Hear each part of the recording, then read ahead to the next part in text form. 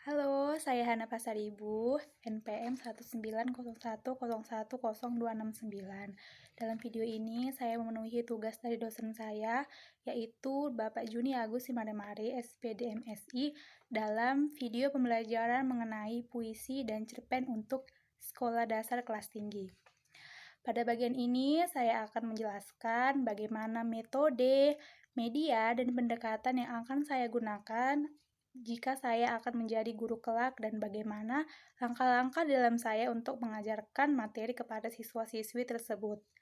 Yang pertama, puisi di kelas 4 SD di kelas tinggi.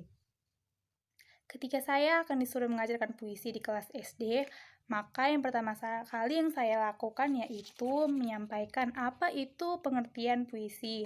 Puisi yaitu salah satu jenis karya sastra yang gaya bahasanya sangat ditentukan oleh irama, rima, serta penyusunan lirik dan bait. Dan ketika saya ingin mengajarkan nanti kepada siswa-siswi di kelas, metode yang saya gunakan yaitu metode pembacaan. Mengapa? Karena alasannya, karena dengan membaca, siswa-siswi dapat mengerti arti yang dibaca dan meresapi apa yang dibaca melalui ekspresi dan gerakan di dalam membaca puisi. Yang kedua, media yang saya gunakan yaitu media gambar. Alasannya karena dengan menggunakan media gambar agar memberikan rangsangan terhadap gambar yang dilihat oleh siswa-siswi. Yang ketiga, pendekatan. Pendekatan yang saya gunakan yaitu pendekatan proses. Alasan karena dengan pendekatan proses dapat mengembangkan proses seperti proses menghormati puisi yang dibaca, kemudian merencanakan dan menafsirkan bagaimana cara penyampaian puisi dengan baik dan benar. Langkah-langkah di dalam proses mengajarkan puisi di kelas 4 SD. Yang pertama, dimulai dengan sapaan. Yang kedua, memberikan tema apa yang ingin diangkat di dalam membaca puisi. Contohnya yaitu tema profesi. Yang ketiga, berikan media gambar kepada siswa, kemudian siswa berhak memilih profesi apa yang diinginkan. Yang keempat, berikan kesempatan pada anak untuk membaca atau memahami puisi. Yang kelima, jelaskan kepada anak untuk memberikan tanda baca. Yang keenam, aturannya yaitu tanda baca seperti berikut. Yang pertama, jika melihat garis miring berhenti sejenak, berarti itu artinya berhenti sejenak. Yang kedua, jika melihat dua garis miring, berarti artinya berhenti lama. Yang ketiga, jika melihat 3 garis miring tebal, artinya berhenti atau selesai. Yang ketujuh, sampaikan kepada siswa-siswi bahwa membaca puisi harus disertai ekspresi dan gerakan seperti ekspresi senyum, bahagia, sakit, maupun sedih. Yang kedelapan, anak diajarkan mengungkapkan ekspresi di saat membaca puisi. Yang kesembilan, siswa membaca puisi mengenai tema yang ia pilih.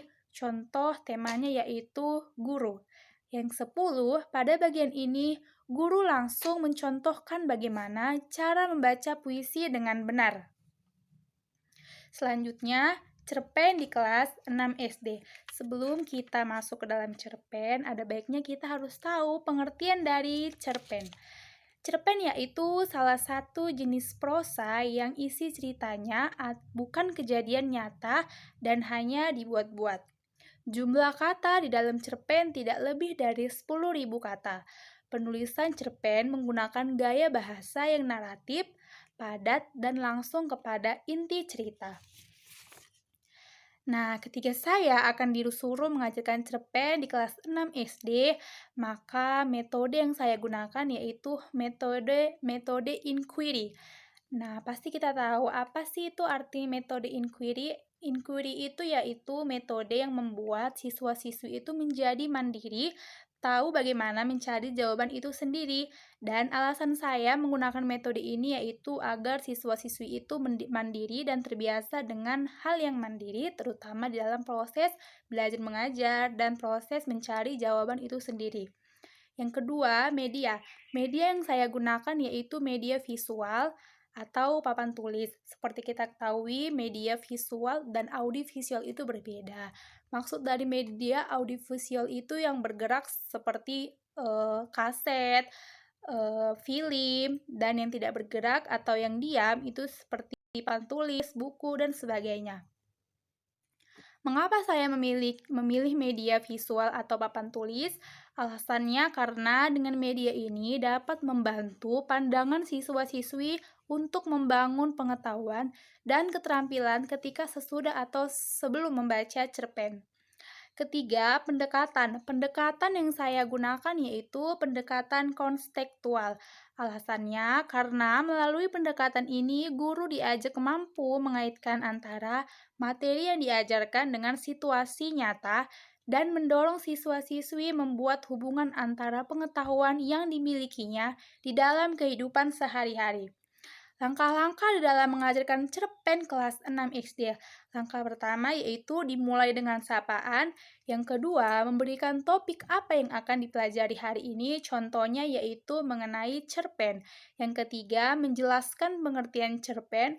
Yang keempat, menjelaskan ciri-ciri cerpen. Yang kelima, menjelaskan latar pada cerpen seperti latar tempat, latar waktu, dan latar suasana. Yang di akhir yaitu memberikan tugas kepada siswa-siswi. Contoh tugasnya seperti ini, buatlah contoh cerpen yang dipilih oleh siswa-siswi itu sendiri. Kemudian, setelah membaca, buatlah cerpen yang unsurnya melengkapi tema, di mana temanya itu bebas, dan membuat kejadian, tokoh, alur, dan amanat. Sekian, semoga dengan video ini kita para guru dapat mengetahui sebelum mengajar SD kita harus mengetahui apa yang kita lakukan seperti metode apa yang kita gunakan, pendekatan apa yang kita gunakan, dan strategi apa yang kita gunakan. Semangat!